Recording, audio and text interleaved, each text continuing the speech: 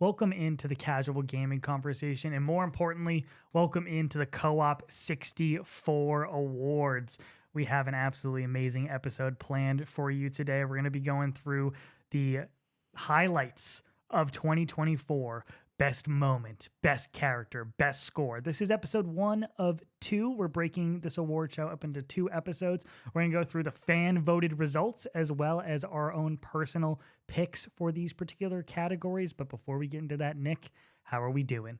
What a day it's been, Connor. We have been shooting content for a while today, so it's been a lot of fun. I have a full last night of editing ahead. I'm excited to watch Andy stream, watch the football games that are on this Saturday, chill out, maybe going dancing with Brady and Brady's wife later tonight. That can be on the cards apparently for tonight. Let's go. Let's have a good time. And Mitchell, don't forget Mitchell. Oh yeah, Mitchell and his girlfriend are also coming out. But yeah, it's gonna be a lot of fun. I'm looking forward to tonight. There is so much work to be done before co-op day. We are 2 weeks away from co-op day. As we're shooting this, it will be 12 days when it posts. There's a lot of work. I literally talked to Connor. I was like, yeah, I need to do this, and this, like all the next 2 weeks. And some of those things are, that'll take like an hour and a half. Some of those things are, that's going to take like 20 hours. Yeah. So you better get on it, dude. I mean, fortunately now, at least for me, we're done with the busy season. Yep. We are working normal hours again. And not only are we working normal hours, I have 2 days off for Christmas and Christmas Eve. I have 2 days off for New Year's and New Year's Eve. We're rolling into the new year, feeling good, very excited to have more time back to play some freaking video games, man. Dude, like getting home yesterday, they let us out a little bit early, so I got home at like 3. Dropped a little bit of a bag on some PlayStation games at the local game store. A fan did see me. Did you see in the comments on? I did. Yeah, somebody saw me. Didn't say hi. If you ever see me in public, people, feel free to say hi. It's so interesting because I go out a lot more than you to do fun things like go out dancing and be social. But you go to game stores. So the people that you see have, I feel like, an equal likelihood of getting seen because when you do go out, it's at a very curated moment where a fan can meet you. Yeah, right. So that was exciting. I think he was buying some N64 games is what Nice. he said. Right on. They had a good selection yesterday. A lot of N64 games. Always on the hunt for PlayStation Vita games. Didn't have any new ones yesterday, so I passed on that. But the collection's getting out of control. I bought like 8 games last weekend. Very excited about a lot of those. We got Little Big Planet Vita. There we go. We got Wipeout 2048, Metal Gear Solid 2 and 3. I bought for a second time because I already had it digitally, but I want more space digitally, so I bought it physically. Yeah. We're getting wild. Connor, if you play Metal Gear Solid 3 on the Vita, we're not with this podcast. We'll go on hiatus. What a thrill! Oh my gosh. I I just wanted to throw out like this has been something that we have discussed for months now. Doing the co-op awards, doing this at the end of every single Shout year. out to Chill Your Ponies. Yeah, for, Ponies. Propping this idea. Yeah. Oh, it was like let's do a fan voted thing. I also am just a huge fan of a lot of different outlets, similar awards shows. Those are like the podcasts I listen to. Do they do write-in or like fan voted? I don't think things? they do, and that's what fun. I think makes it a little bit more exciting, especially the way that we're doing is we're starting out with you guys. We're listening to what you guys chose as your favorite X, Y, or Z. So it's gonna be a lot of fun. But like the Easy Allies deliberations for their awards, it's like an 8-hour podcast that they used to do every single year when they had like a lot of people working at that company. And that podcast, I would every single time, it would be like on a Tuesday or something, I would get out of class, I would start the Twitch video, and I would listen for like 8 hours straight. And it was one of my favorite days every year. Getting to do something like this that's similar, but obviously we have a lot of our own categories in here to make it fun and co-op centric and everything. It's going to be a ton of fun. Yeah. I'm really looking forward to it. So let's not dilly-dally here. Let's get into it. No dilly-dallying or shilly-shallying. Some housekeeping for you. Co-op 64 day, January 4th, aka Nick's birthday. If you are a fan of this podcast and you're a fan of Co-op 64 and are excited for the future, please tune in to at least the start of it. We're going to be streaming for 24 hours, but in that first 10, 20 minutes, we're going to be putting out our announcement video. 10:20 Eastern, we are pressing go on the announcement video. We'll have 20-ish minutes of banter, and then we will press go. So if you want to be there, make sure 10. But just get also, there. Yeah, get there at 10 for the start, and then we'll hop into it. We have a lot of exciting announcements, lots of changes happening in 2024. So strap 2025. in. 2025. So strap in. It's going to be a ton of fun. biggest day in Co-op 64 history. Please come watch and get excited. We are, in the meantime, streaming on twitch.tv/co_op64. I'm finishing up Yoshi's Island. Nick is playing some multiplayer stuff, Marvel Rivals, Black Ops 6, switching back and forth there. We have Community Fall Guys Night on Monday, which will be the day this comes out.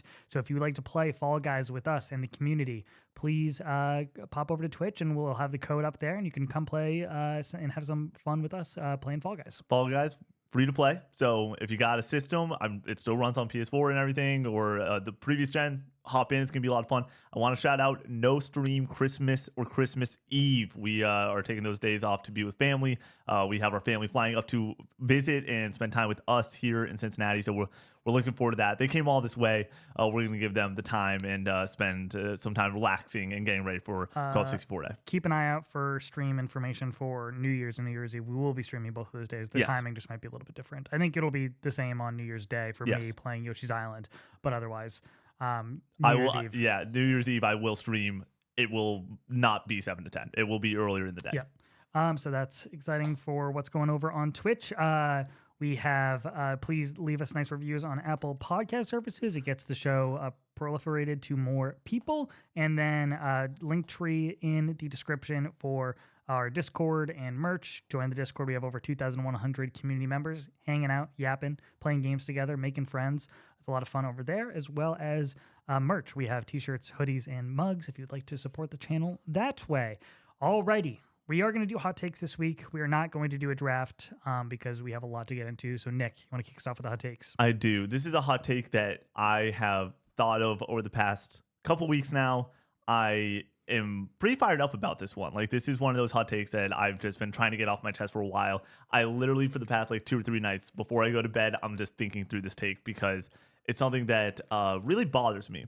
My video game hot take for this week is that the greatness of a video game is not dependent on its sales, and then sales do not show how great a video game is. Let's take it to a different medium real quick. There are movies out there that make billions of dollars, billions with a B, that are not great. The Lion King, not the amazing animated one, but the new live action one, made $1 billion, and that movie is something else, Connor. It is not great. Then there's things like Pirates of the Caribbean on Stranger Tides, the worst probably Pirates movie, $1 billion. Those movies are not phenomenal pieces of art, and I don't think anyone would argue that they're phenomenal pieces of art. Then when we bring it back to video games, this year Black Myth, it sold a lot, and it's a great game, and I'm proud of that team, and good for y'all for selling that game really well. But I can't stand this argument that because a game sold so well that it has to be game of the year, because something is just going to rake in a lot of money, that of course is going to be the GOTY. That's not the case.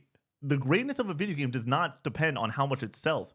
There's obviously exclusivity is a conversation to have when it comes to sales overall, but there are bad games that all the time sell buttloads. Connor, Call of Duty Infinite Warfare, arguably the worst Call of Duty ever. 12 million copies sold. Call of Duty Cold War, one of my least favorite Call of Duties out there, 30 million sold. It doesn't matter how much a game sells to show oh, that game's really quality or really great. There's examples that God of War and God of War Ragnarok sold really well. Those are great games. Elden Ring, one of the highest selling games out there. It's a great game. Of course it's going to sell a lot, but I can't stand people being like, this game sold a lot, so that means it's good. That is that's wild. The quality of the art is the quality of the game. Undertale sold between 2 and 5 million copies. It doesn't mean that it's a less than game because it didn't sell as much. It's obviously an amazing piece of art. It's one of the best games ever. I've just had this on my mind for a while. It's frustrating to me. Yeah. If you go and think that because a game sold well, it is automatically a great game, and you want to use that in your argument on why a game is great, that makes no sense to me. And that's my hot take for the week. Yeah, I totally agree. Avatar, the blue people movie, the blue aliens, that was for the longest time the highest grossing movie of all time, is a 6 out of 10 in my opinion. Yeah, it's great. I think it's a solid flick. But and then there's examples like Titanic. I'm like, oh no, that movie's a phenomenal disaster movie and romance movie. It sold very well. Good, great job. That there is times that it makes sense and there's that correlation, but there isn't always the sense of, hey, this sold really well And so that means that it's great, which is an argument I've heard quite often when it comes to Black Myth this year, quite often when it comes to GTA 6 next year. Oh, it's going to sell a buck ton, so it needs to be Game of the Year. Yeah, I think that it does come down to like how you look at Game of the Year and like what that means. Is Black Myth Wukong the Game of the Year, as in it's like the most popular, like the one that kind of took over the most? You could probably argue yes. So like I understand that, and that does kind of relate to sales. But if you're talking about what is the best game of the year, it's definitely not Black Myth Wukong. Yeah. So, already my gaming hot take for this week is that Mario Kart 64 sucks. Oh my God. It's definitely the worst Mario Kart game. Go play Double Dash or even Super Mario Kart, which are on the either side of release of Mario Kart 64. They're better video games. Mario Kart 64 has weak tracks. It has not a lot of tracks. It has a very small roster of characters. It does not control well. Doesn't feel good to play. Playing it nowadays sucks. I would rather play one of the other two titles that are around it way more. Diddy Kong Racing on the same console is way better. Wave Race is way better. Just about every racing game on the N64 is better than Mario Kart 64. Mario Kart 64 is mid as fuck. That's my hot take. I hate this take. Obviously, Mario Kart 64 is one of my favorite games ever, just because I have great memories, and I understand that I could be nostalgia blind for it, but I do really enjoy the style of Super Mario Kart, and then I think Double Dash is a excellent game. So I don't hate the take that it's the worst Mario Kart. What I do hate is the fact that you're like, yeah, there's not a ton of tracks in this game. I think that some of the tracks are some of the best out there in the Mario Kart franchise, but I'll let you have your moment. Sure, Mario Kart 64 might not be the shining star of the Mario Kart franchise. Alrighty, let's get into the Co-op 64 awards. How we're going to do this is we're going to break out these letters with the category on it. We're going to go over the top 3 as voted on by the Co-op 64 community. 820 people submissions voted in this. Only 1 vote per person, of course. Yes. Though there are some categories where you can vote multiple times, some categories where you don't have to vote at all. I think you didn't have to vote in any category technically. No, you did not. So you could just vote for one, like Game of the Year, and move on. But we're going to go through these one by one. We're going to go over your submissions, and then we're going to go over our personal picks for these, runner-up and winner for our own personal picks. Before we get into it, I just wanted to give a massive shout out to the community and the community at large when it comes to these submissions. Obviously, we posted it on things like the Discord, and we told people that listen to the podcast to go to the link below in the description on YouTube and stuff like that had this link. But the people that came out on TikTok, when we posted the TikToks going and pointing people to this, came out by the hundreds to go and throw in their votes and just give us their feedback. And honestly, like when we initially posted it, I was like, oh, we'll probably get like a couple hundred things from the community, and the fact that we got nearly 1,000 is fucking awesome. Yeah, so shout out. For frame of reference, when we do like the fan voted list, it's usually like 200. Yeah. So 820 is a ton. Yeah. Alrighty, we're gonna start out with best character. Shout out to Laura for writing these to make them look really nice. Best character. What do you think is gonna be number 1? I know the answers to about all of them except for best moment and best boss fight, which had write-in submissions, and Nick went through those. Yes. I have been following along with the results for the last few weeks. A lot of stuff came down to the absolute wire. Some things were really close and then kind of started to separate out the more votes we got, and some things got even closer. Oh, man. Till the last possible minute. It was crazy. So, Best character. I don't want to guess. I just want you to reveal it. For all these, I just want you to reveal it. For best character, for the first Co-op 64 awards, at number 3 with 114 votes. Holy shit. We have Mesmer the Impaler. What? Let's go. At number 2 with 153 votes, we have James Sunderland. Really? Silent Hill 2. Really close to number 1 for a long time, and has now fallen apart at the finish line, because at number 1 with 183 votes, winning by 30 whole votes, we have Astro Bot. Fuck yeah. The community knows what's up about Astro Bot. When we did best character, it was really funny because I think of the narrative characters. I think of Cloud from this year. I think of James from this year. I think of Senua from Hellblade 2 and everything. But like, Astro Bot's fucking awesome. He's going to be iconic. Yeah. Is the thing. Like, he will be a character that I think will be one of the faces of PlayStation for the next decade at Yeah. least. You would have to imagine with the success of this game, with it winning Game of the Year at the Game Awards, like you just have to imagine that Astro Bot is going to persist in the zeitgeist for a very long time. Whereas somebody like my runner-up, which is Barrett, Okay. and my winner for best character is Aerith. These are characters that have been around for a very long time. Yeah. And I think that for the most part, they aren't iconic in the same way that Astro Bot, I think, will be in time. Like, I think like Cloud might be like the pointed to character, but it's more of an ensemble cast in Final Fantasy, and that's why I like a lot of them so much. But Astro Bot is so singular; he is the face of his game that you got to respect him being up there. My runner-up is Haizame from Metaphor. Holy shit. Unbelievable character. Just Heisme? Yeah. There's an I in there, you know. Mhm. But yeah, unbelievable character. Just one of my favorite dads in all of video game history. Like I think about the Bond relationship with him, and I can't help but to melt. There's like a moment later in Metaphor, and by the way, we're gonna be trying our best to get away from spoilers during this entire podcast. If we do need to spoil something for something like best moment, we will have spoiler tags up. It will be time stamped, all that good stuff. Just a heads up there. So like I said, though, we're gonna keep things very broad. But there is a moment later in the game where like something just like cool happens with his character, and I like almost started crying because like I was just like, I love this character so much. But my winner is also Aerith. Nice. Aerith is just one of my favorite game characters ever.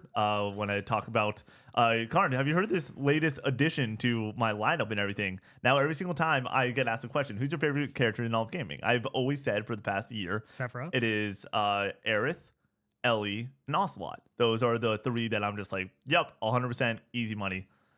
It's official. Clive has entered the conversation with him being in Tekken 8 now, dude. When we were doing, I was writing best character. I was like, can Clive go and pull out the dub for being in Tekken 8 Does now? Ben Star voice? Oh yeah, in oh Tekken? yeah, Nice. dude, and he's so good. But yeah, Aerith is just one of my favorite characters ever. I think that her dynamics between everyone else in the cast is just the life force of Final Fantasy and the heart of that game. So yeah, that was an easy win for me. Just unbelievable. She's the character. core of Rebirth. She's like Yeah. the driving force behind a lot of what happens in that game. James being up there, really cool. I Yeah. think his voice performance is excellent in this game. I think he's an awesome character. Absolutely adore James. Very lifelike. I felt like throughout the entire game. Is clearly struggling, clearly a little bit demented, but he's pushing forward into the darkness, into the fog, and looking for his wife. And I really do love this character. So, Yeah, I think that obviously we've had many discussions about Silent Hill 2 throughout the year. When it comes to my lack of love, I really enjoy this game, but I don't love it like you and Brady do. But James is a terrific character. One of the highlights of that game is the performances and how eerie and interesting they are, and I think that James does a great job.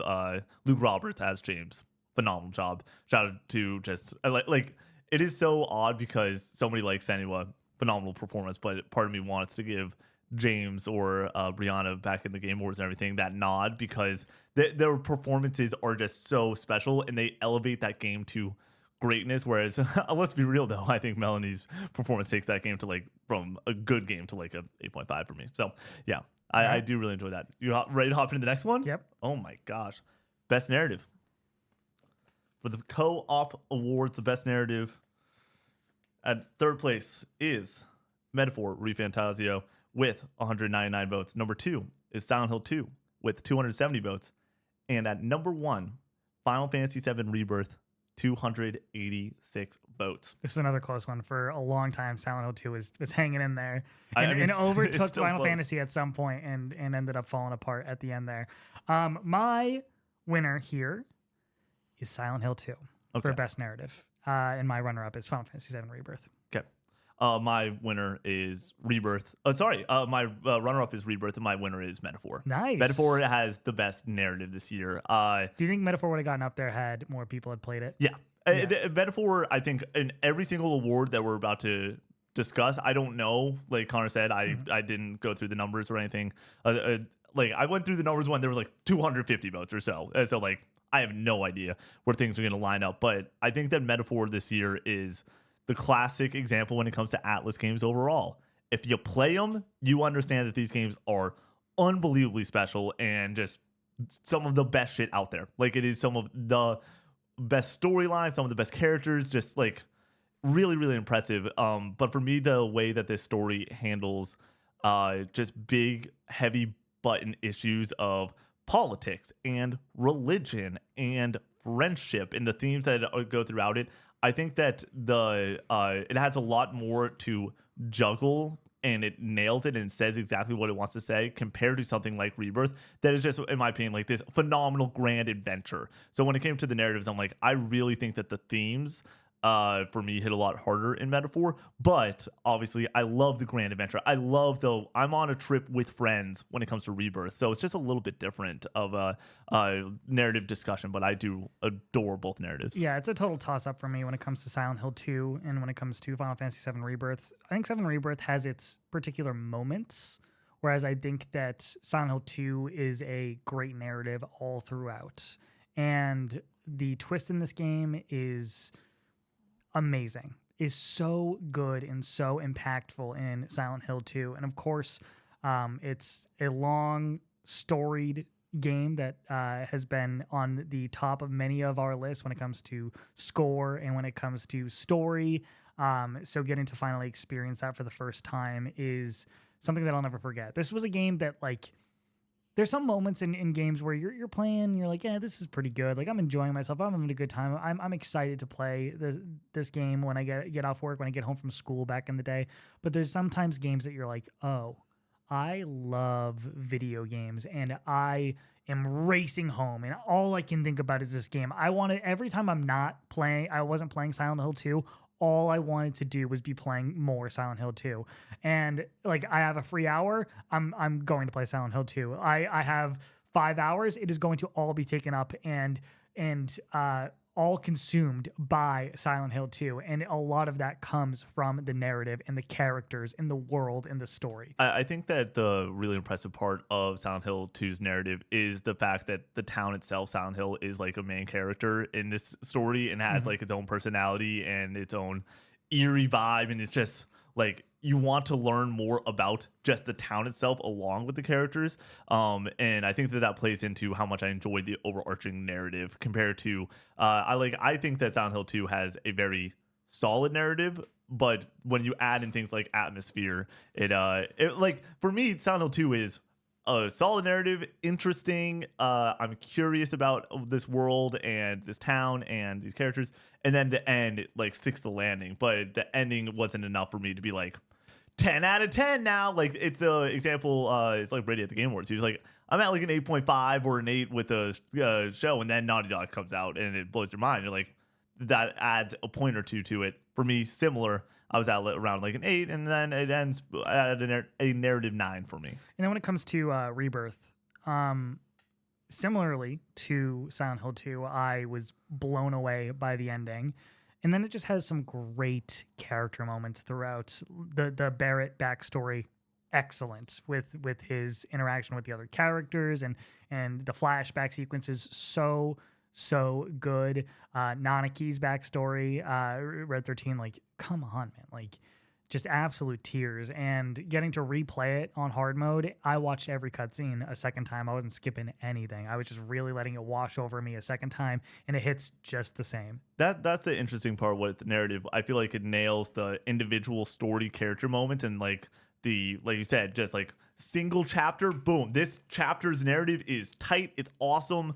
It hits, but there isn't like and then for me, it is the grand narrative over the top that is, oh, you're going on an adventure with friends, whereas something like Metaphor is a little bit more dialed in. Yeah, it's one of those situations where Silent Hill 2 and Rebirth have stuck with me well after finishing it. Yeah. And I think that's really the sign of a great narrative. For sure.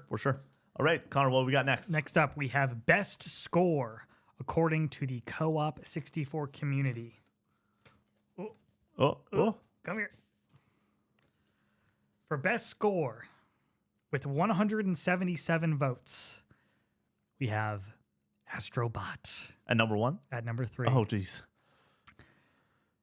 At number 2, with 189 votes, we have Persona 3 Reload Wow. for the best score of the year, blowing the competition out of the water with 273 votes. We have Final Fantasy VII Rebirth. I'm in the boat that there's a lot of right answers this year. You can go a lot of different ways with what you think is the right answer of score. I'm curious to see what Connor gives his second shout out to.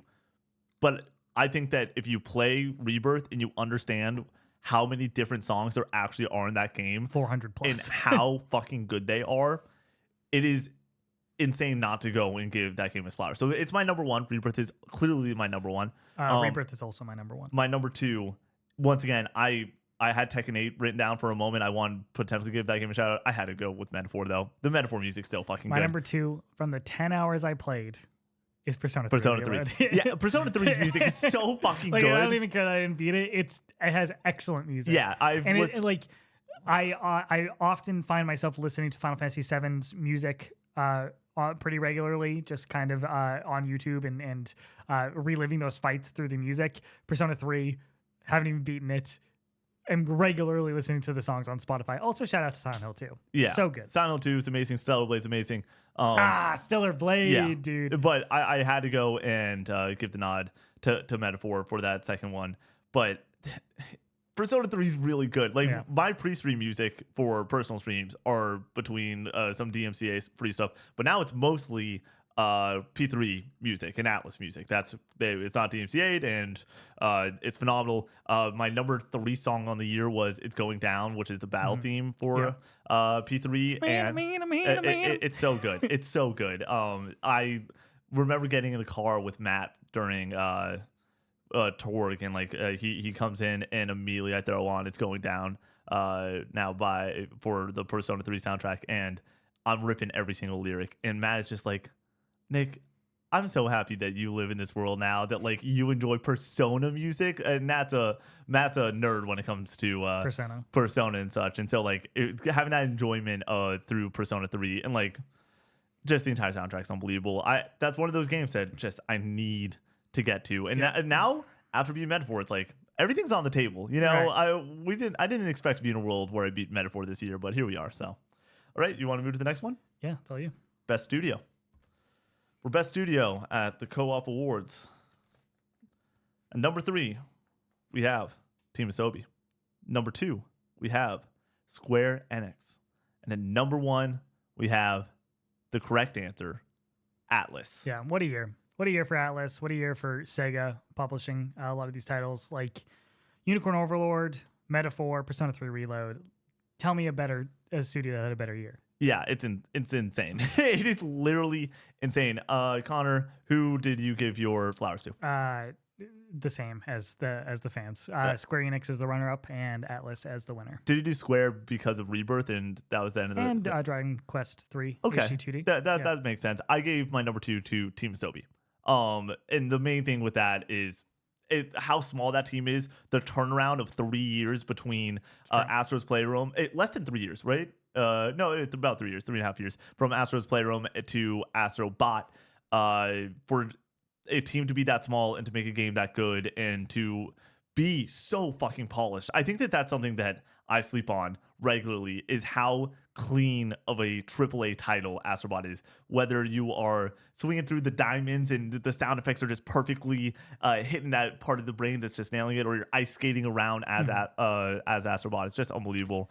So shout out to that team. I want to give them one their flowers. One of the things that I saw a good take on this on TikTok about how Game of the Year, a lot of people are like Astro Bot's just like another platformer.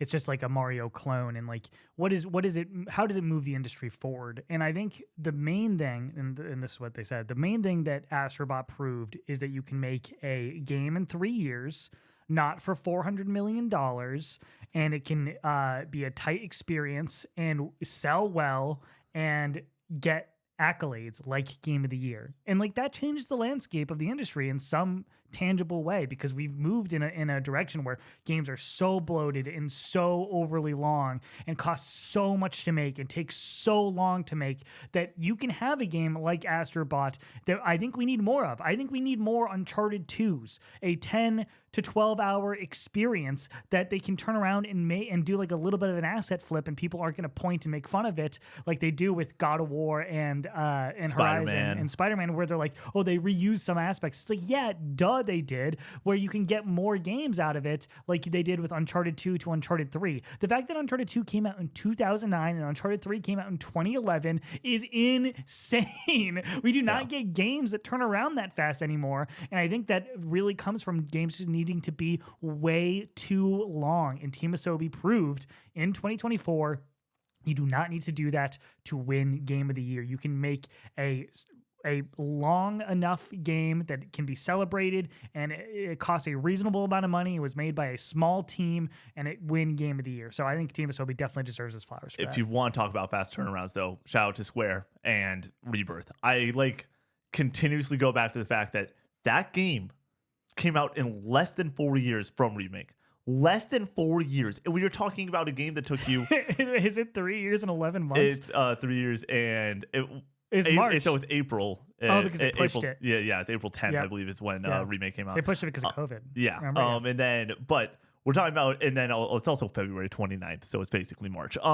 But to go and produce a game in under 4 years, that, Connor, 200 hours to platinum? Yeah. Like, we're talking about a behemoth of a video game that runs well, that has a open world map that, once again, it's probably my favorite fun fact of the year. We don't have that category. Let's add that next year. Favorite fun fact of the year is that you can run around the entire map on ground in Rebirth. Like, you can go point A to point B if you want to, utilizing some of the traversal systems that you get later in the game, and it runs seamlessly, and it's huge, and these open world sections are large, and there's so much shit to do in this game between Frog Guys and Queen's Blood and awesome, like, obviously there's Ubisoft Towers, but the towers unlock really cool side missions, so it's kind of worth it.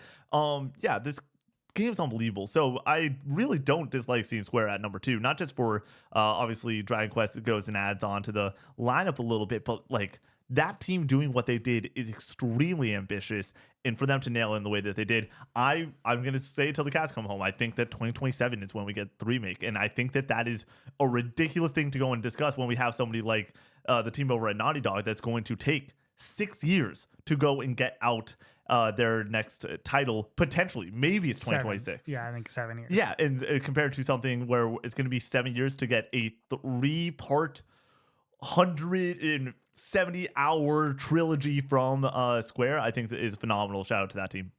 And then we have Atlas, of course, with Metaphor, Persona 3, and Unicorn Overlord. They're not like the main developer. They're publishing these, but still, obviously Square Enix publishes, and they have their internal teams and everything. But yeah, like, that's just ridiculous. Insane. It all comes down to the quality, and it's insane how niche these games are because they are still so niche. Obviously, Persona 5 changed the perspective forever of what Atlas is and the turn-based JRPG in the modern era, and just like how that team is going to be looked at for years and years to come. But it's still niche. Like, the fact that Metaphor isn't on everyone's radar, isn't a immediate must play because it is turn-based, because it's a longer title and everything. For them to go and release things like P3, like Metaphor, is just unbelievable. And so shout out to that squad. Unbelievable work, and yeah, great game. Great studio, sorry. For the Co-op 64 award for Best Indie Game, according to the community, at number 3 with 118 votes, we have Pal World. Okay. At number 2 with 158 votes, we have Animal Well. At number 1 with a whopping 423 votes, over half of the people voted for Balatro, we have Balatro. Of course. Yeah, it had to be. It was destined. Let's start out by shouting out Pal World.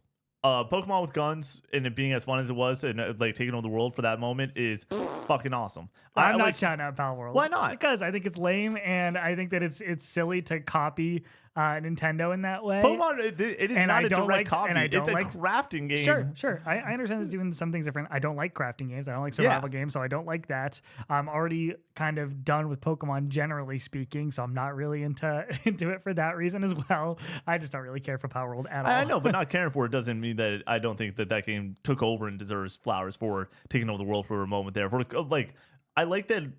I think that you and I are pretty solid being like, certain games can come out and not be the whole fucking banger for 2, 3, 4, 5 years, and it can have a moment in the sun. And I remember January, that game rolling out of fucking nowhere, RKO in the entire games industry, and just being awesome. Like, and so I want to throw that out there, especially the co-op community going and showing up and showing out for that one. And then, of course, we have Animal Well, which was my runner-up.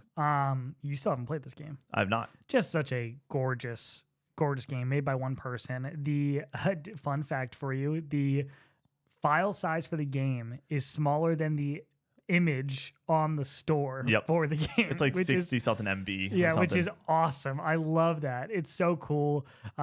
Big Mode published, Donkey's publisher, which is really sick. Sorry, that fun fact was for Balatro that it was 60 MB. Sorry, I was like, I forgot that fun fact I heard the other day, and I was like, it's insane that UFO 50 is also the same way, super small size. My bad. Sorry. Yeah. So you have Animal Metroidvania style game, no combat. You're just jumping around, bopping and booping, learning the map, solving puzzles with unique items, a yo-yo, a slinky, some bubble makers or whatever.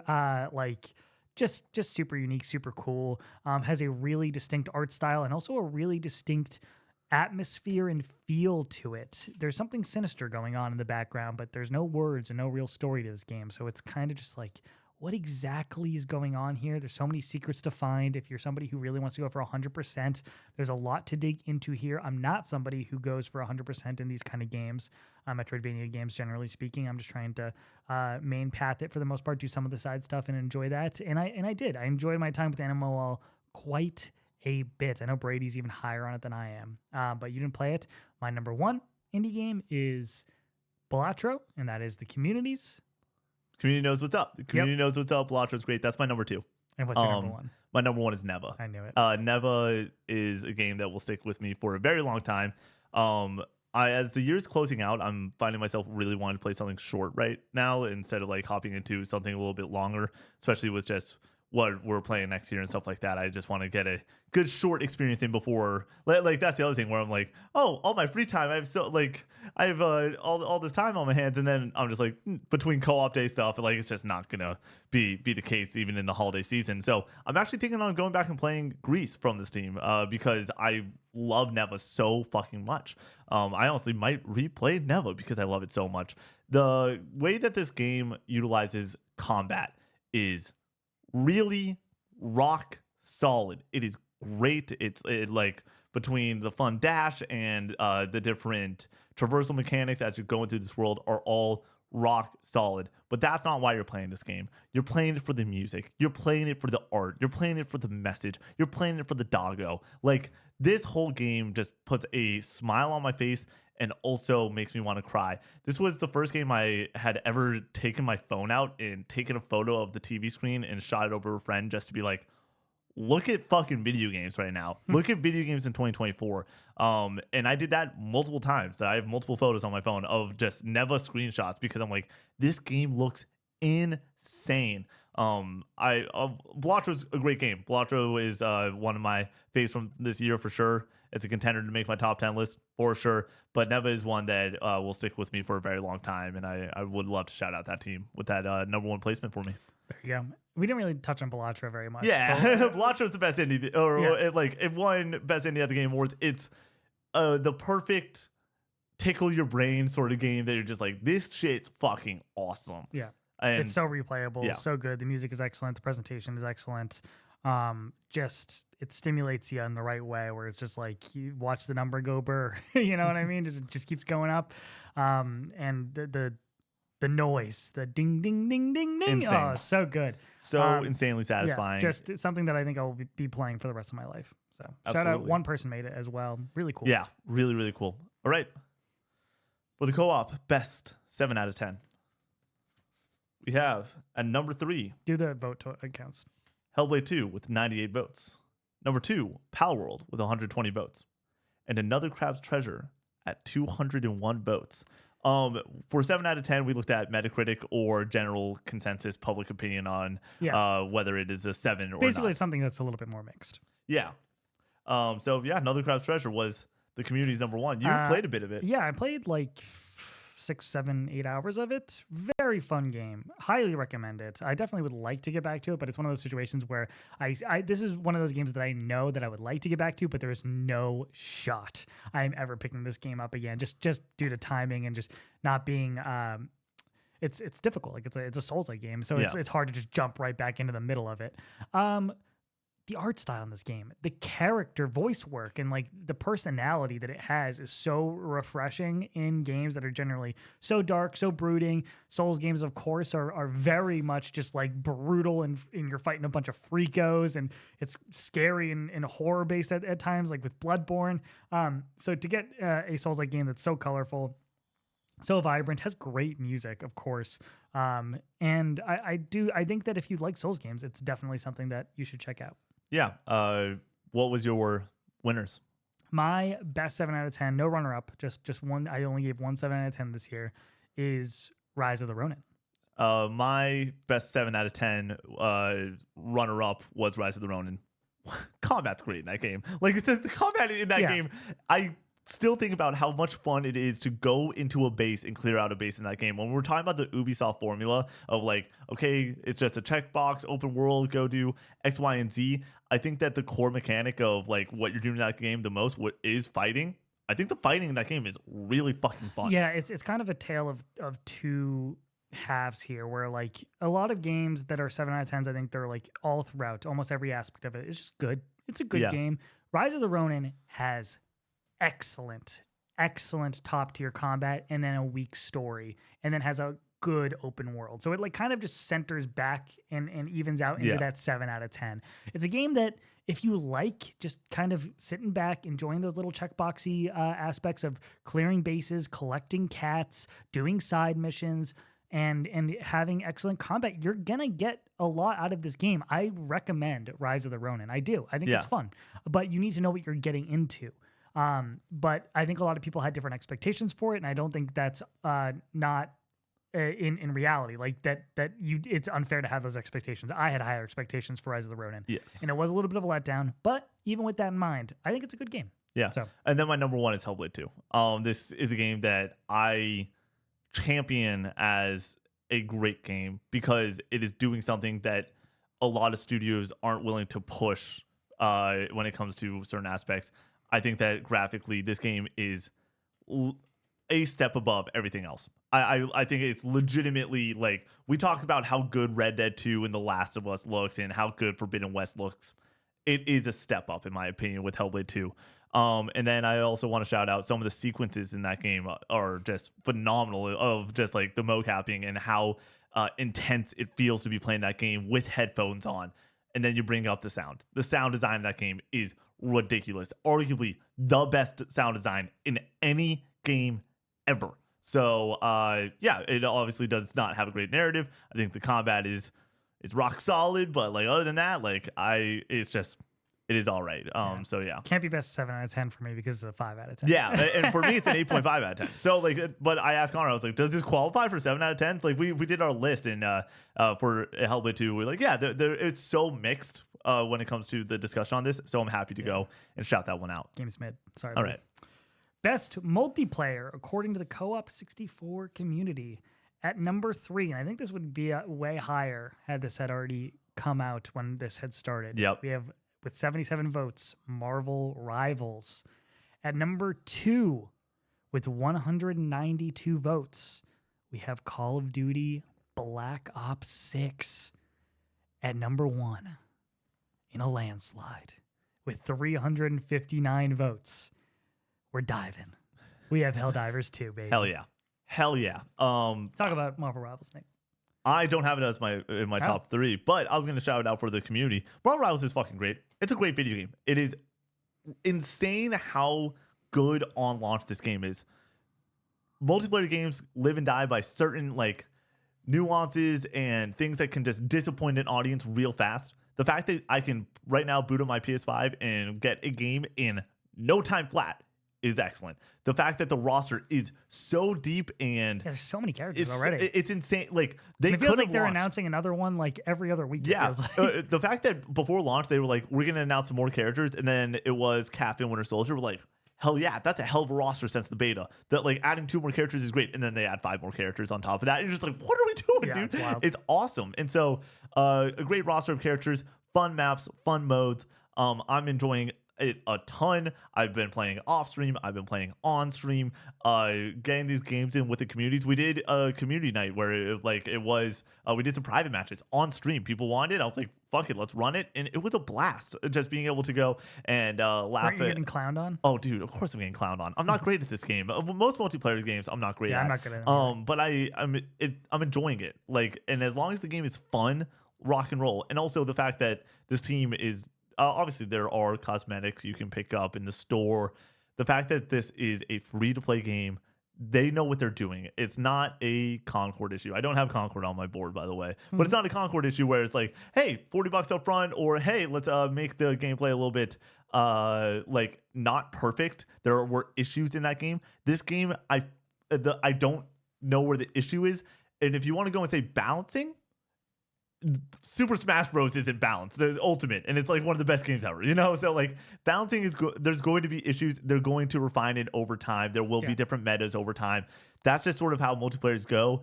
But when you're doing everything else right, shout out to that team over at Marvel Rivals. They're killing it. Black Ops 6, one of the surprises of the year for me. Just so fun on the multiplayer front. Disappointed in the zombies personally. Not what I'm looking for, but I know a lot of other people really dig on the zombies. I'm enjoying the zombies. I'm still playing the zombies. Yeah, not for me. Yeah. But the multiplayer, I had a few weeks of really, really enjoying it. Had to move on to more single player stuff. This is the year of single player for me. My multiplayer game of the year would be Valorant still, but that's not a game that came out this year, but that's the one that I go to. Like, that's my multiplayer game. Yeah. So when I get into a multiplayer game at this point that's new, it's usually for a few weeks. Yeah. And Black Ops 6 really did take over. I had a ton of fun playing that. Is that your number 1 or number 2? That is my number 2. Yep. We'll have an Helldivers. Is that my number? I'm number 2 is Black Ops. Number 1's Helldivers for me. Yeah. So number 2 is Black Ops 6. Really enjoyed it.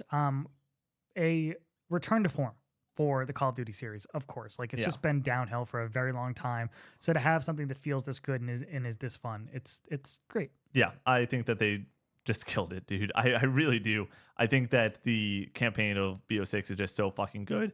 I'm having a hard time when it comes to my top 10 list with Black Ops 6 because it's my like second most played game this year. Yeah. And I still want to play it. And I put it down to play Marvel Rivals and Indiana Jones, and like, it's review time. Oh, it's Call of 64 day time. I need to move on to the next thing, and I'm still finding time to boot up the Xbox and play more BO6, which is also, there's something to be said about it versus something like Helldivers, which I deleted Helldivers off my PlayStation. It most likely is just a space thing because I have more space on the Xbox and I'm able to go and hold something like BO6. That is my Call of Duty machine. There's Warzone on it. There's BO6, rock and roll. But I just keep on coming back to BO6. I really, really think that BO6 is something else. Connor, number 1, Helldivers 2. What a moment. What a moment in time for the studio, for Arrowhead. The original Helldivers came out on PS4 and PlayStation Vita, of course, and it was multiplayer madness co-op where you could team kill and get your teammates killed and call in your stratagems and blow up some bugs and some automatons, and it had a cult following. And as somebody who was in these spaces, I knew about Helldivers. I owned Helldivers. I played Helldivers on the PS Vita and had a great time with it, but never got super deep into it. But I knew that this team had it. And then once they switched to the third-person view from the top-down view, and it looked as good as it did, and it had the same formula, and it looked to be like that co-op madness, but just taken to the next level, I was like, oh, I think they got it. And I thought it was going to be great. I thought it was going to be a great game. I did not expect it to blow up in the way that it did. It's so funny because I've done this now 3 times with games Rocket League. Before Rocket League came out, I was like, this game's gonna be fucking massive. And then it was on PS Plus, and it was Fall Guys. I was like, guys, we all need to get on Fall Guys. This game looks hilarious, looks super fun, and it's gonna be free. So let's all hop into it because it was free on PlayStation Plus. And took over. And then Helldivers 2, I had an inkling that it was gonna be big. I thought it was gonna be great. I knew it was going to be great. Didn't expect it to be this big, and it was massive, and it was super fun, and hopping in with the community was a blast. It's something that just with this job and trying to keep up to date on everything, it's just impossible to keep up with it, but they just dropped that new expansion with the new enemy faction. Apparently people are really enjoying it. Killzone collaboration. Come on. Like, there's a lot to love here. And I think that in a space where there's a lot of toxicity in multiplayer spaces, so it's really nice to have a co-op, fun, just kind of shoot stuff with your friends kind of experience that I think a lot of people are looking for. Yeah, I want to shout out two things with Helldivers 2. One, it's so much fun to type in a stratagem in the middle of war. I think that like that's one of my favorite mechanics of the entire year, of just like, oh shit, and like a bug's about to run you the fuck over, and you have to go and drop a napalm on him, like the Konami code in. You're yeah, like, it's fucking awesome. And then secondly, the moment that a lot of multiplayer games really hit for me is the moment where I will always on the team be like, Connor, we game later tonight? Like, we can stream tonight. Like, let's play games on stream tonight. Brady, we doing this? Come on. It's so much fun when I get a text from Connor or Brady being like, fucking Helldivers, let's do it. Let's play some tonight. And like, let's get after it. I remember that Saturday night I was editing, or it was a Sunday night, I'm editing, and all of a sudden Brady hits me up. He's just like, we're hopping on Helldivers right now. I'm like, fuck yes, dude, we are. It's going to be so much fun. And then playing with the community, just so much fun. The nicknames for the crew that I was running with out in the community was just so much fun. Shout out to everyone there. Like, just so much fun. The late nights of, oh shit, I got work at 8 a.m. and it's 2:30, but let's run another one. Like, goddamn. And that's what you want with a multiplayer game, is the thing that forces you to stay up way beyond your bedtime because it's so much fun. You're up. Best co-op 64 stream. This is the first of 3 co-op 64 related awards, channel awards. Check out the vote totals on these ones. Read the vote totals first, because it's crazy. 98, 151, 152. 1 vote difference for the number 1 and number 2 spot. And number 3 was the FF7 remake subathon, and number 2 was the Elden Ring subathon, and then number 1 is the Kingdom Hearts 2 stream. Yes, with 1 vote difference there. For me, that is the order I have it. I have my number 2 spot, I have the Elden Ring stream, and number 1 I have Kingdom Hearts 2. My runner-up is Resident Evil 5. Yeah. And my number 1 is the Kingdom Hearts 2 stream. Yeah. Nick and I just broing it down. Those are the best streams, dude. It's great. The Kingdom Hearts 2 stream, well, let's dial it back. Audience number 3 was the FF7 remake subathon. What a insanely special moment for the channel. Brutal. I think that is one of those examples of what we can do. And for me, the channel, I think if you watch this on the Twitch side of things, you know very well that I can go for hours on end. I don't know how he does it. It is a superpower of mine. I am able to do it. I remember back in college being like, put me in the game, coach, because I can fucking go off when it comes to this type of stuff. Like, I have a very iron will when it comes to certain it's wild. things, and streaming is definitely one of them. But for Connor to step up and be like, I'm going to do this with you. We're going to schedule it out. I think him and I were both on stream for 27 hours of the 48 hours that we were going. Connor had a little bit more of a sleep schedule and a desired I had a normal sleep slotting. Schedule. Nick stayed up all night, 2 nights in a row. Yeah. But like, just crazy support. I think that we were coming off of Co-op 64 Day. We announced, like, I think in December, that we were like, yeah, we're gonna do a subathon for FF7 remake. Like, that's just going Leading to happen before Rebirth. Yeah. And there was like this idea of, man, I don't know how this is gonna work. We discussed being like, is 5 minutes a sub like going to allow us to get home on this? Our goal always with our subathons is we want to go to beat the game. Like, that is the goal. We would prefer to make it obtainable compared to like do 30 seconds a sub and then we're streaming for 3 hours or whatever. Right. And it's not as fun. Like, as an audience member and everything, I like watching subathons that go the distance. So it was really exciting to go and have that moment where we boot up and all of a sudden there's like 17 fucking hours on the board. And we're just like, well, I think that we might be playing this whole game. And surely enough, going through that entire process, staying up all night. The first time the homie ever stopped in, Carl motherfucking Jacobs from the Mr. Beast crew, and just said, hey, what's up, guys? At like 4 a.m., I'm so tired on night 2 of a summit-thon. Nick is hallucinating that Carl Jacobs popped in. Carl Jacobs pops in, and then everyone in the chat was like, be cool, be cool. But it was a lot of fun. It was really cool. And so for us to have a moment like that was like, I think that this year and the stories about Co-op 64 and streaming especially is like what we're capable of doing. And next year I'm excited to do more of like the right streams, stuff like that. Yeah, we've definitely had to tone it down over the last few months because of busy season. So it's exciting to get back to those crazy streams. And then number 2 for the community, and also my number 2, and then I'll kick it over to Connor for his number 2. Is the Elden Ring subathon, which just like, let's dial it back once again to a week and a half beforehand, 2 weeks beforehand. I hit up the boys and I'm just like, hey, it's like metaphor later this year. It's like, I want to beat this game and I think that this is the best way to do it. Let's do it. And we had that conversation and Connor's like, this is one of your stupider ideas. Like in general, this is one of, and it is like, this is a dumb thing for me to go and do, especially when, once again, I know what I can do on stream. I know that I can be a force when it comes to this type of stuff, but to go and be like, all right, we'll go for 50 hours on a weekend. And I'm going to be on camera all 50 hours. I'm going to sleep on stream.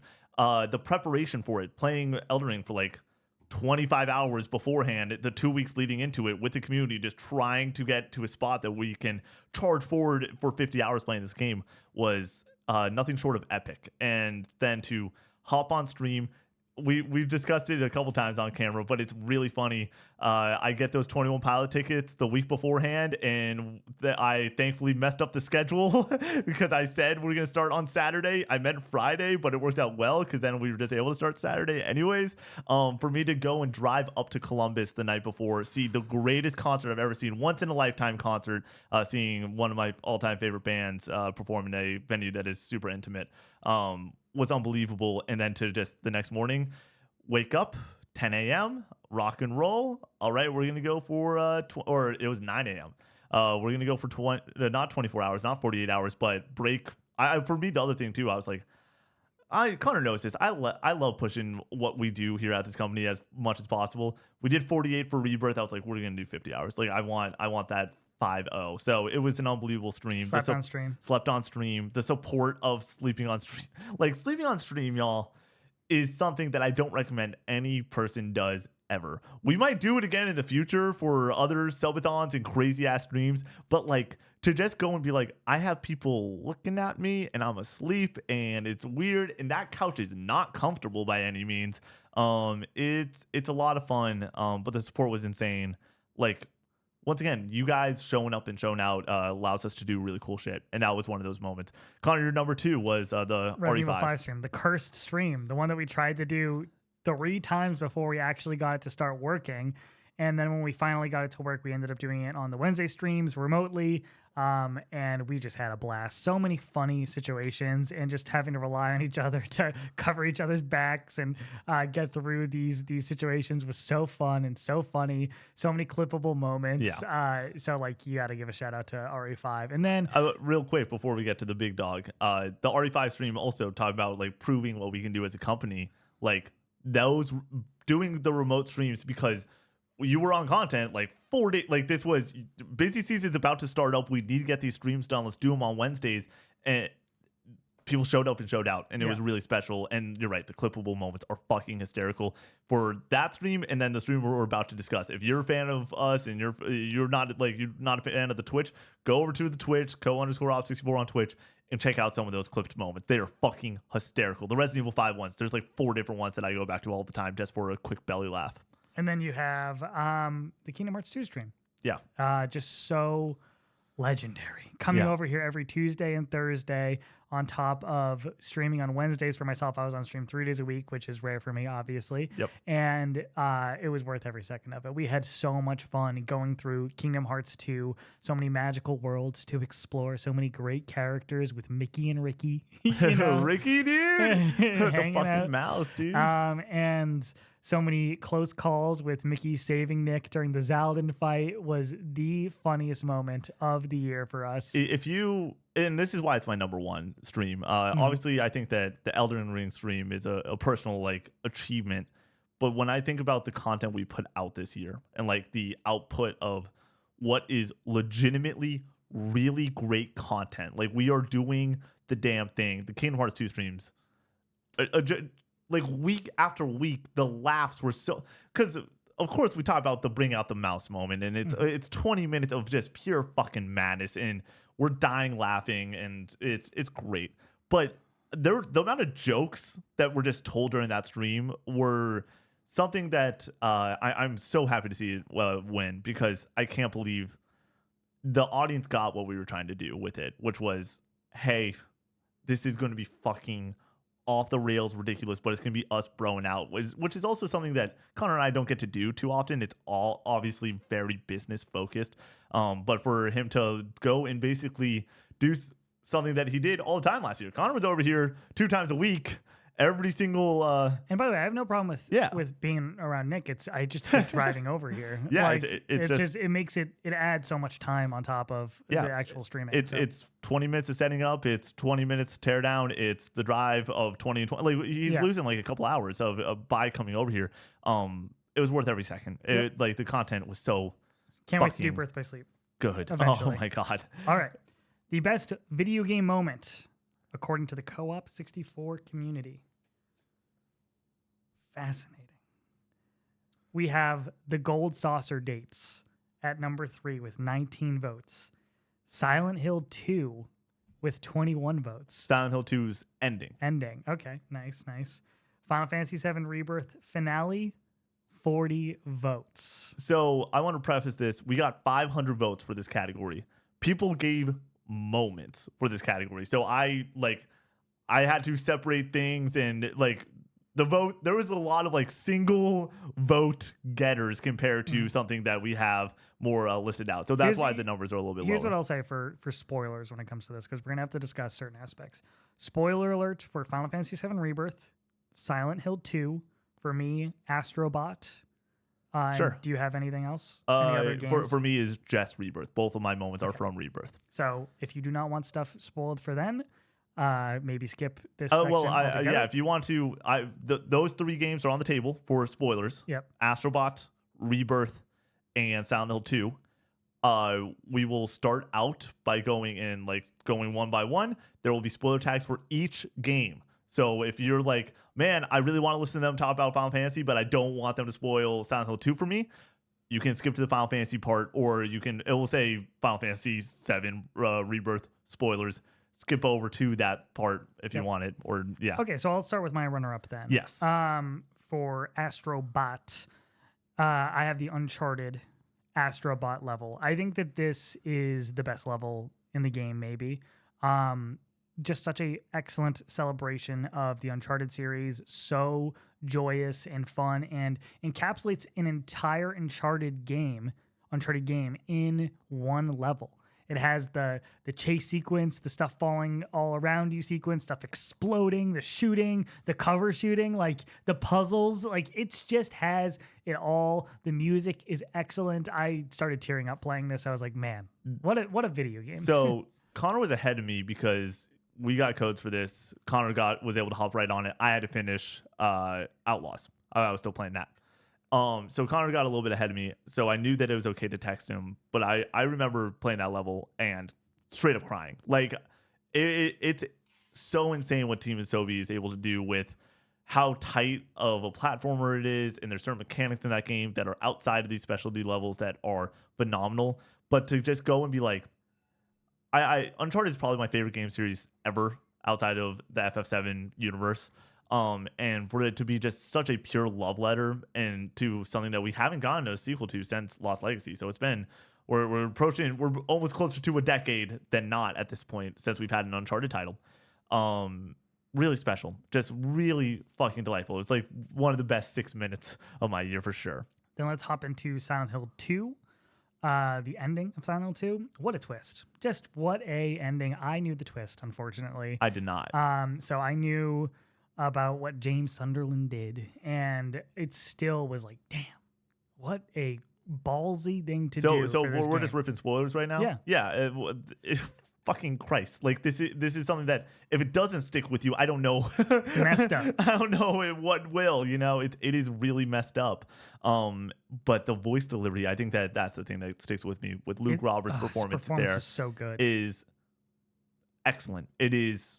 Like I'm getting chills right now even thinking about it. It is bone chilling. And then from like the actual ending, depending on which one you get, I think can just really hammer home that moment and really make it even more impactful for his reasoning and why he's doing the things that he's doing and what he's running from, and it gives context to the rest of the game. I just think that, man, like I've thought about this ever since finishing. So when it came to Silent Hill 2's ending and the way that we tally the votes, certain people mentioned certain endings. I just put it all into one category for this sake.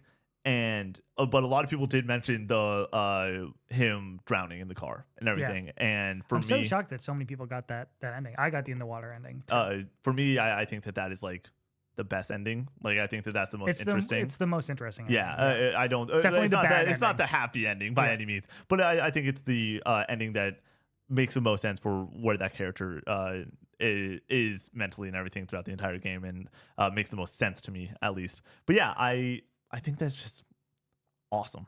I think that the ending of that game is terrific, and I was shocked that I was like, there's a good chance that it's number one.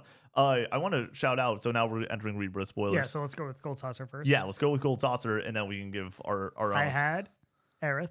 I had, of course I did. Bear. Oh my goodness. I had Brady, Big Boy Bear. Brady had the boys. Yeah, Brady didn't do like any of the world side missions or whatever. He also did do side conversations. Oh, that's what he didn't do. Yeah. When you're just there's those moments in the game, and for me, what I did was I talked to everyone basically every time, and if you talk to everyone, you're gonna get buried. Like that is going to happen. Because he has the most chances. No, I think it depends on what you say to them too. Oh, that's definitely true too. Depending on how you decide to handle those conversations. But also, I was always handling Barrett. Okay, Barrett and I were. I do love some Barrett. But I got Aerith, which is who I wanted. That's my love interest for sure for Final Fantasy VII Rebirth. So that was a magical date. But I've seen now the Nanaki, the Red 13. I've seen Tifa. Yeah, and I think that's it. I've seen Tifa and Aerith. I didn't go back to rewatch everyone else's. Yeah. So then you can get Yuffie, you can get the boys, and then Nanaki, Barrett, and then Aerith and Tifa. Yeah, I think that this game is just special, and this is one of those moments that make it so special. When we're talking about narrative, this is one of those moments that I'm like, it's a self-contained moment, but the moment is so fucking good. What's the canon date? What is the canon date in your mind? It's Tifa. Yeah, it's Tifa. It's Tifa. Once again, we're just spoiling. I'm going to spoil the Tifa date here, so I'll give you a moment. But it's you get to kiss her at the end of that date, and the fireworks going off and them being together in that moment is nothing short of beautiful. Like it's a moment of reprieve right before the finale of this game, which is a lot. So yeah. And then you have what? My runner-up for best moment is the first time you enter the open world in that game, and the overworld theme starts playing. Going into the grasslands going to Chocobo Sam for the Chocobo Ranch out there, being your first little step mission is just so unbelievable. I think just the open world music that plays in the idea that, and the reason I love this narrative is you're going on a grand adventure with friends, and it's going to be long and arduous, but it's also going to be so fucking magical. And when you enter that open world for the first time, it is nothing short of magical. I bawled like a baby hearing the open world theme for the first time. It was one of my moments of the year. It's really funny. When I wrote in, Connor and I, when we made the form, he sent it over to me. I filled it out to go and get it done and just finish it out in time and everything to make sure that the form worked. And then we sent it out to the community. When I initially filled it out, I did have this as my like moment of the year. I forgot about something. Once again, it was a quick moment of just, oh yeah, that moment was phenomenal. But it is definitely one of my moments of the year. And then for me, it's the moment in the finale. Do you have a specific moment in the finale? Oh yeah. My moment of the year is the Zach and Cloud team up against Sephiroth. And mine is the team up attack against Genova Life Clinger. Yeah. Where like everybody is coming. It's the cutscene moment. Yeah. And it's so good. Well, that whole fight I think is excellent. For me, the moment that kicks in and rewatching it with Brady and being there, where it is like Aerith goes down and Barrett's like, I'm going to kill you. And it is full tilt for the rest of the way. And that everybody entire has game. their limit right away. And Brady so cool. asked on stream, "Why does everyone have their limit?" And I was like, "Oh, dude, like it's like you know the Lord of the Rings moment where everyone kicks the thing, and it's the person being like, I gotta say the fun fact now." For Brady to tee me up like that, I was like, "This game does it different." Everyone full tilt against Sephiroth for like 7 rounds is epic and awesome. But for me, the moment. I just remember before playing this game, I was like, they're not going to do it now. You're not going to get Zach and Cloud together now. I even though they were both on, I thought that they were going to be just 2 roads apart. I felt like that was a part 3 moment to give the fans what they want. And for them to legitimately give the fans what they want. For me, when it comes to Final Fantasy 7 characters, number 1's Aerith, number 2 Sephiroth, number 3 is Zach for me. I fucking love Zach. I think my opinion on that moment is TBD depending on how it's handled in 3. Because I think if you save it for 3 make and it's something really interesting there, then it would have hit a little bit harder. But for it to pop up here, it's like, well, now what are they going to do in 3? Well, I think the 3 make is your 2 party members are going to be you, Aerith, and Zach for the final fight moment. I think that's the final fight and 3 make. But I think that to have the moment they touch shoulders and then the fucking dialogue that happens for the next 60 seconds is just so. It is fan service to a T. It is not just you're a soldier, just like fucking. Oh my God, him Zach being like, we got a lot to catch up on. The discussion about like the tension of Zach knowing that Cloud loves Aerith, all the way going through that entire fight for it to end with Cloud save her, being Zach's final line as he gets pulled away from Cloud and Sephiroth. It's so short. It is so insanely short. That's the other part that I think we're gonna get a longer sequence in 3 make with the 2 of them together kicking ass. But like this was the appetizer moment, and I think that the feast aspect of it was just the dialogue. I cannot believe that they gave not just like it's not just throwing the fans a bone. It is narratively too, being like, oh fuck, we're doing this now. Like it was shock. It was, in my opinion, it adds a lot of tension to the rest of the game too. Of like, Connor and I during the Splodcast were like, why would he say that if she's already dead? So like, there's that conversation. Because guess what? She's definitely not fully dead. I still, 10 months later, think that there's a separate timeline and there's 2 and all that shit. Yep. I think though in the main timeline she is probably dead. It's very confusing. But yeah, it's a lot, and I think that this game is excellent, and that moment to me is just like, I can't believe that they fucking pulled it off. Like I wanted to make sure that moment was one of the last things that we discussed, because I'm like, I don't know if I'm going to be able to get through discussing these 2 things without tearing up. Like it's just my favorite shit this year. I also need to shout out 2 things. It was the number 4 for the co-op people. It was my number 3, the Opera House sequence in Metaphor. Oh my God. It is so good. And I want to shout out the people for being like, yeah, you can save here in the middle of it, basically, because I then had an entire night of being like, I think the game is going in this direction. And then like you come back and then the next cutscene plays and it goes in a different direction. And I was so dumbfounded. It's elite. It's phenomenal. I'm not going to, like I said, we're not going to spoil it, but just that was written in so many times, and there was so much metaphor written for moments. There was an insane amount. A lot of them were plot twists and reveals and stuff like that. But the fact that many people were just like, or they wrote something that was particular within the opera house moment. For it to just be the multiple responses being like opera house, I'm like, yeah, you're fucking right. Like that is a highlight from that game. It's awesome. I think that when you're talking about just stake and the importance of what you can do when you have characters doing cool ass shit and everything, it's just like unbelievable. So I wanted to shout that out, not just for me personally, but the co-op nominees. It was really funny. I'm tallying these up and I'm like, kind of hope the gold saucer doesn't make it. Yeah. I feel that way about a lot of them, where I'm just like I'm rooting for certain things to get up there. Because I just wanted to discuss that a little bit more. And like for me, I also thought about putting that as my number 2, but then I thought about like it being 3 a.m. on the Wednesday night of FF7 Rebirth's release and being like, yeah, I am in a puddle of tears right now. I'm the happiest I think I've ever been. So that going into that open world and everything. So I had to give that the nod. And then Zach and Cloud, are you kidding me? Come on. There you go. That is your Co-op 64 Awards Part 1. We will have more awards to go over next week, including your Game of the Year.